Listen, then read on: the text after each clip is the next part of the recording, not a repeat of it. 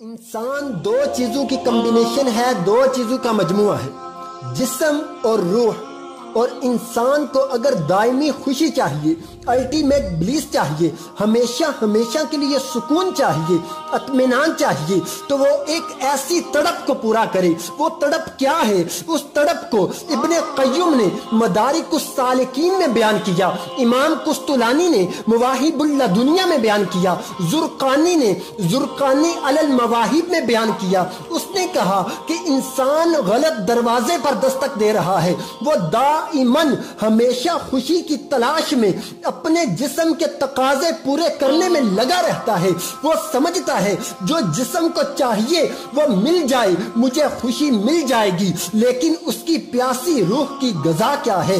کہا قوت القلوب، قوت القلوب وقرۃ العیون وغذاء الارواح۔ اس نے کہا کہ روح کی طاقت کیا ہے، روح کی غذا کیا ہے، انسان کے قلب کی خوراک کیا ہے، انسان کی آنکھوں کی ٹھنڈک کیا ہے، روح کیا چاہتی ہے؟ روح نہ دولت چاہتی ہے، روح نہ غذا چاہتی ہے، روح نہ عزت چاہتی ہے، روح نہ شہرت چاہتی ہے۔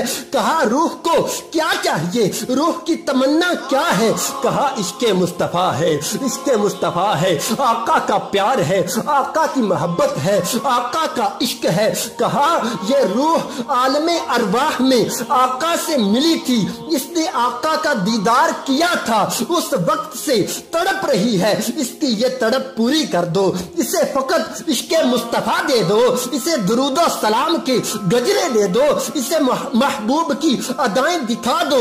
ایک مرتبہ اس روح نے محبوب کو دیکھ لیا، پھر انسان کو غذا ملے نہ ملے پرواہ نہیں، انسان نے روح کی پیاس بجھا دی، روٹی ملے نہ ملے پرواہ نہیں، دولت ملے نہ ملے پرواہ نہیں، دکان ملے نہ ملے پرواہ نہیں، کیونکہ ان چیزوں کا تعلق روح سے نہیں۔ روح کہتی ہے اس کا تعلق جسم سے ہے، مجھے تو خوشی اس وقت ہوگی جب مدینے کا چاند نظر آئے گا، جب کونین کے والی کی ہنسی تبسم کی سجاوٹ نظر آئے گی، جب علم نشرح کا سینہ دیکھ لوں گی، جب مازاق کے سرخ ڈورے دیکھ لوں گی، جب آقا کے گنگریالے بال دیکھ لوں گی، جب میں والفجر کے گال دیکھ لوں گی، جب یاسین کے چمک والے دانت دیکھ لوں گی، روح خوش ہو جائے گی۔ اور رب کعبہ کی قسم، جب روح کو حسن مصطفیٰ نظر آ جاتا ہے، جب روح ایک مرتبہ آقا کا دیدار کر لیتی ہے،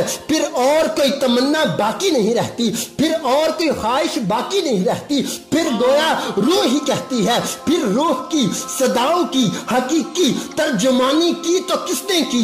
بریلی کے محدث نے کی۔ گویا ہماری روح کی آواز کا ترجمان بن کے کون آیا؟ اعلیٰ حضرت آئے۔ کہا پھر کے گلی گلی تباہ، ٹھوکریں سب کی کھائیں کیوں، دل کو جو عقل دے خدا، تیری گلی سے جائیں کیوں، رخصت قافلہ کا شور غش سے ہمیں اٹھائے کیوں، سوتے ہیں ان کے سائے میں کوئی ہمیں جگائے کیوں۔